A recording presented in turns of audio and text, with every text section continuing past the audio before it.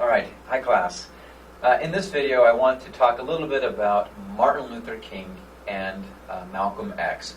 These are two men whose names are often associated with the Civil Rights Movement, whose ideas and policies and actions played a significant role in the development of the Civil Rights Movement, in the different groups that were vying for control of the message. When I was an undergraduate, I had a professor who explained for me something about Martin Luther King and Malcolm X that made sense to me. It's something that I've never been able to forget, and something that really changed the way that I thought about these two men. You see, Martin Luther King and Malcolm X are both alive and functioning in the 1950s and 1960s, at the same time that a comic book man named Stan Lee was getting his start. Stan Lee, of course, would go on to create the X-Men, among other comic books. Now, of course, many of you are familiar with the X-Men today, not from reading the comic books or watching the cartoon, as I did when I was a child, but from the more recent hit blockbuster films featuring the X-Men or Wolverine. And I think just this last week, a new Wolverine movie called Logan debuted. You see, when Stan Lee was creating the X-Men and creating the vision of the X-Men, this was in the middle of the Civil Rights Movement, and historians point to, and Stan Lee has agreed or confirmed, that he based the X-Men series off of the work of the Civil Rights Movement, and specifically Martin Luther King and Malcolm X and their objectives are best represented in the leaders of the two mutant clans. So, those of you who are familiar with it probably know about these two men. One, Professor Charles Xavier, or Professor X, and the other, Magneto.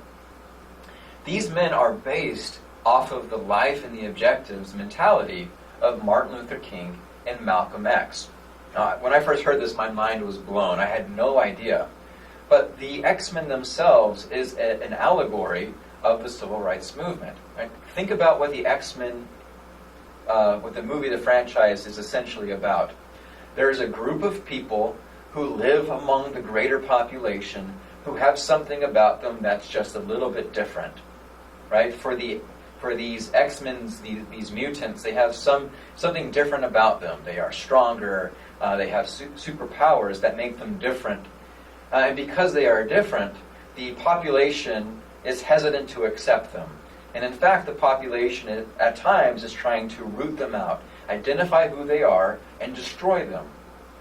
Right? There isn't much difference between that and what was happening in the 1950s America, where there was a group, all right, of people who were a little bit different than the mainstream. Right? There's these people who, by virtue of their skin color, were labeled as different, radical, mutant.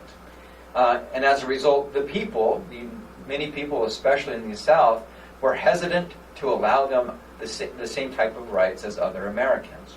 And some went as far as to try to kill them. Right? We've studied that in terms of lynchings. Now, there was one man, Martin Luther King, who had a vision of nonviolent resistance. Right? The way that the African American movement can take shape is not through violence, but is through peaceful resistance, by demonstrating that African Americans can abide by the law, can be valuable members of society. Now think about that in context of what Professor X is saying. Professor Xavier establishes the School for Mutants, right, invites them to come in. He tells them to harness their energy and to use it for good. Or the X-Men these mutants work to stop evil and work to assist the population around them. In the X-Men Origins movies, we see that the X-Men are responsible for stopping wars. Right?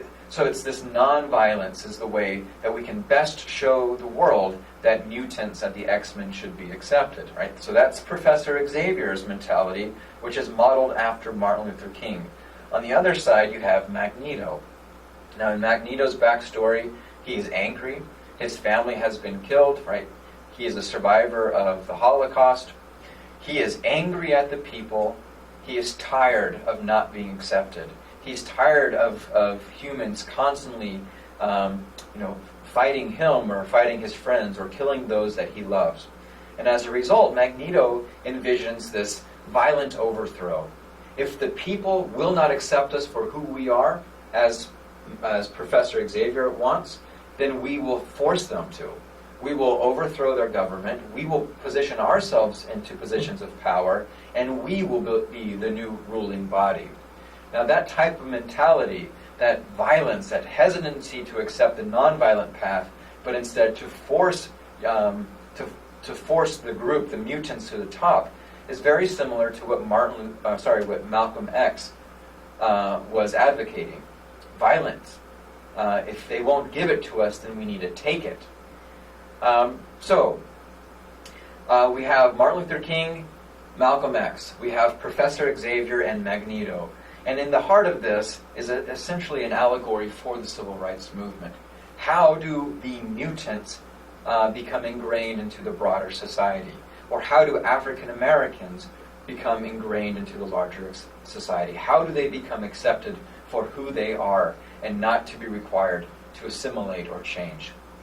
I hope that video helps you envision what the objectives of these men are, and using popular culture to better understand the objectives of the civil rights movement. All right. Thank you.